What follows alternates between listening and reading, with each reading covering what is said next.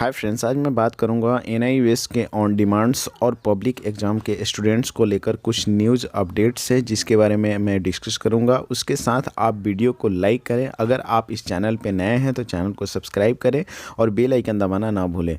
चलिए शुरू करते हैं। फर्स्ट ऑफ ऑल बात करते हैं मोड्स ऑफ द एग्जामिनेशंस की। देखिए, आपका जो एग्जामिनेशंस होगा, जो ऑन डिमांड्स के स्टूडेंट्स हैं उनके लिए पहले बात करूँगा। कुछ ऐसी जगह हैं जहाँ पर एग्ज़ाम को कैंसिल कर दी गई है, प्रमोट करने की चांसेस नहीं है लेकिन कैंसिल कर दी गए हैं। उनको आगे डेट शीट जारी की जाएगी, आप अपना डेट्स चेंज कर सकते हैं, ठीक है।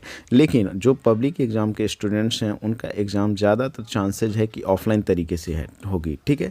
इसके साथ इस न्यूज़ में ये भी कहा जा रहा है इन केस सिचुएशंस ख़राब रहा तो आपका एग्ज़ाम जो है ऑनलाइन तरीके से भी हो सकता है, जो कि आप घर बैठे डेस्कटॉप, लैपटॉप, टैबलेट या फिर मोबाइल से या फिर अदर गैजेट से भी घर बैठे दे सकते हैं, ठीक है। इसको कंट्रोल करने के लिए एनआईयूएस एक ऐप्स बनाएगी जिसके द्वारा इस एग्जामिनेशंस को कंट्रोल की जाएगी। आगे एक इम्पॉर्टेंट पॉइंट है जो कि अगर आपने जैसे कि एग्ज़ाम दिया, 5 सब्जेक्ट का एग्ज़ाम देना जैसे कि आपको पता है कंपलसरी है, उसके साथ एक्स्ट्रा सब्जेक्ट 1 या 2 सब्जेक्ट का आपने एग्ज़ाम दिया। आपको एग्ज़ाम देने के बाद आपको पता चला कि जैसे कि आपको 5 सब्जेक्ट क्लियर है, जो आपने एक्स्ट्रा सब्जेक्ट में एग्ज़ाम दिया है 1 या 2 में, वो फेल हो चुका है। तो फेल होने के बावजूद भी आपका 5 सब्जेक्ट क्लियर है तो आप पास ही हैं।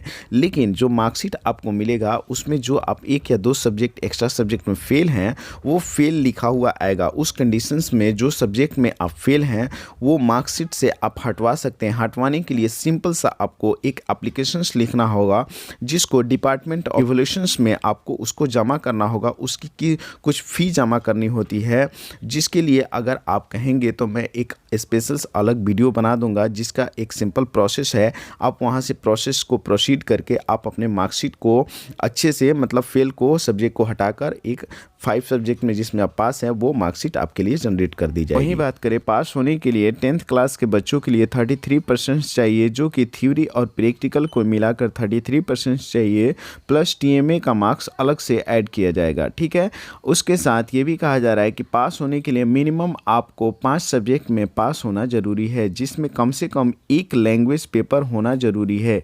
1 से आप 2 सब्जेक्ट लैंग्वेज पेपर दे सकते हैं, उससे अधिक आप लैंग्वेज पेपर सिलेक्ट नहीं कर सकते हैं। ये भी बताया जा रहा है कि अगर आपको लगता है कि आपकी जो आंसर शीट जो है एग्जामिनेशंस देने के बाद आंसर शीट अच्छे से चेक नहीं हुई है तो उस केस में आप अपने आंसर शीट का फोटोकॉपी निकलवा सकते हैं। सिंपली रिजल्ट्स आने के बाद 10 डे के अंदर यानी 10 दिन के अंदर में आप अप्लाई करके आपका आंसर शीट का फोटोकॉपी आपके लिए भेज दी जाएगी। और जो बच्चे 10th और 12th का एग्ज़ाम दे चुके हैं और पास आउट हो चुके हैं उनके लिए माइग्रेशन सर्टिफिकेट जनरेट कर दी जाती है। आप जाकर आप अपने एग्जामिनेशन सेंटर से जाकर आप अपना माइग्रेशन सर्टिफिकेट ले सकते हैं। आगे ये भी बताया जा रहा है कि अगर किसी बच्चे का सर्टिफिकेट, ओरिजिनल सर्टिफिकेट, मार्कशीट या फिर माइग्रेशन सर्टिफिकेट खो गया है तो उस केस में आप अपना ओरिजिनल सर्टिफिकेट एनआईयूएस द्वारा अप्लाई करके निकलवा सकते हैं।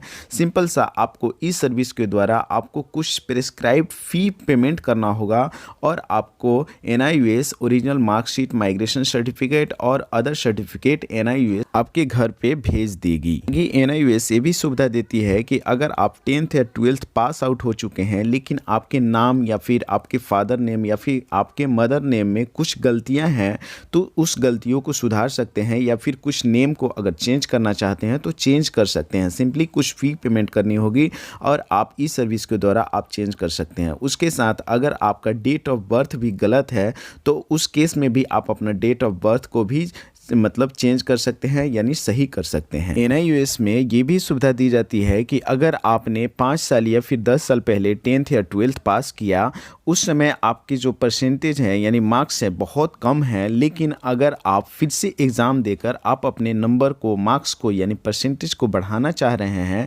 अगर किसी जॉब में रिक्वायरमेंट है तो उस केस में आप अपने मार्क्स को इम्प्रूव यानी फिर से एग्ज़ाम देकर आप अपने मार्क्स को बढ़ा सकते हैं। सिंपली सी आपको एग्ज़ाम फिल करना होगा और आप अपने मार्कशीट को बढ़ा सकते हैं। उसके लिए आपका जो ओरिजिनल मार्कशीट है पहले का वो मार्कशीट आपको जमा करना होगा, फिर आप अपना एग्ज़ाम देकर आप अपने मार्क्स को बढ़ा सकते हैं, ठीक है। ऐसे ही वीडियो देखने के लिए प्लीज़ मेरे चैनल को सब्सक्राइब करें और बेल आइकन दबाना ना भूलें और वीडियो को लाइक करें। अगर आपको कोई भी प्रॉब्लम होता है तो आप मुझे कमेंट करके पूछ सकते हैं। Okay, thank you.